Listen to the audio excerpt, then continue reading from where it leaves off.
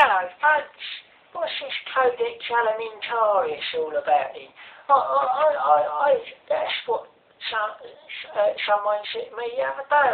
One of my mates, I think, I was saying, I said, here, Codex Alimentarius. He said, what? He said, what's that then? He said, that sounds a bit painful, that does, doesn't it? Is there some treatment for it? I says, well, I hope there is. I said, because it sounds a bit dodgy to me. He said, well, what is it then?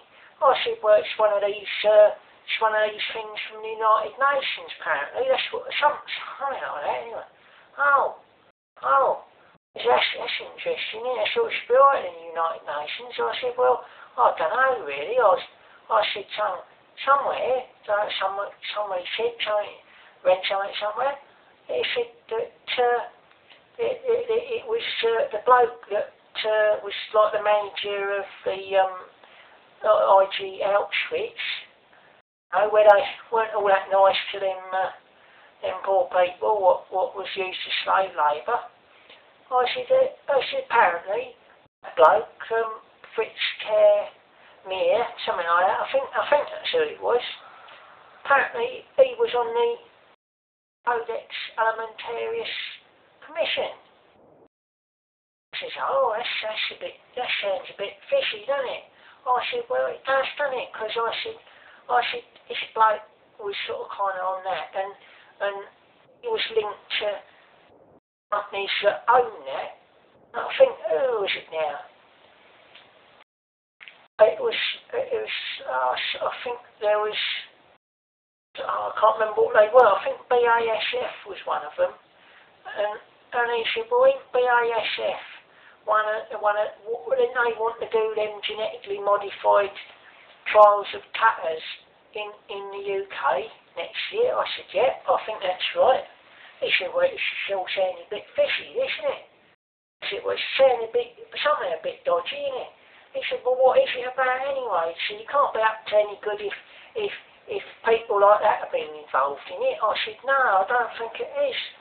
And anyway, I did a bit more looking up at it, and apparently it's going to be sort of kind of trying to restrict at the sea levels things like natural things, even things like vitamins and stuff like that. I thought, well, hold on a minute. And then somebody said to me, well, yeah, they say fluoride is a nutrient. I thought, well, that sounds a bit iffy, seeing as it's an industrial waste product, which is a neurotoxin. Anyway, I won't labour that point. I'm sure you can go and look that one up yourself. Let's just read the Fluoride Deception. I forget who wrote that. Interesting book, anyway. And then, so where do I get to? I interrupted myself, didn't I? You could remind me. You don't want to remind me, I have to remind myself then. Anyway. Yeah, where do I get to? Oh, yeah. So this Codex Alimentarius, apparently also it's going to make about, I think, 7 out of 9 sort of chemicals what used to be used in agriculture, and they're banned. We're going to make them legal again. And you're going, hold on a minute. People said they was well dodgy, and they're going to say they're I'm dodgy. I don't think so. I think this sounds a bit this sounds a bit kind of like, hold on,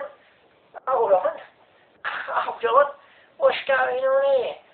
I mean, if this character was involved in nastiness, I don't know I like the sound of this. And anyway, I had to chat with my mates down the pub the other night about it. And we was having a think about this, and we said, wow, what could it affect our beer? And one of them thought, well, maybe it could, because I mean, it might affect things like herbs and anything with medicinal purposes. I mean, your Guinness could be considered to medicinal purposes. I used to give it in hospitals. I don't know if they're still allowed to do that. But and you think, well, hold on. It's a bit too much, isn't it? I mean, yeah, if they put like on cigarettes, you've got a warning danger, it's very dodgy. people carry on using it, well, that's their stupid. Whatever, innit? They look out, innit? I mean, I know some people can't help it because they get a bit addicted to it. So I'm not saying that I don't mean any offence to anybody that does. I mean, if they do, well, that's fine. Don't get me wrong on that one. What I meant is that you've got a choice, basically. You've got a choice. You can choose. And I think that's the way it should be. I think, yeah, if somebody wants to label something as a bit iffy, a bit, don't really want to go there, do you? If they label it like that, fair enough. Then you've got the choice, haven't you? You can either go, yeah, I'll have some of that, or, no, I won't.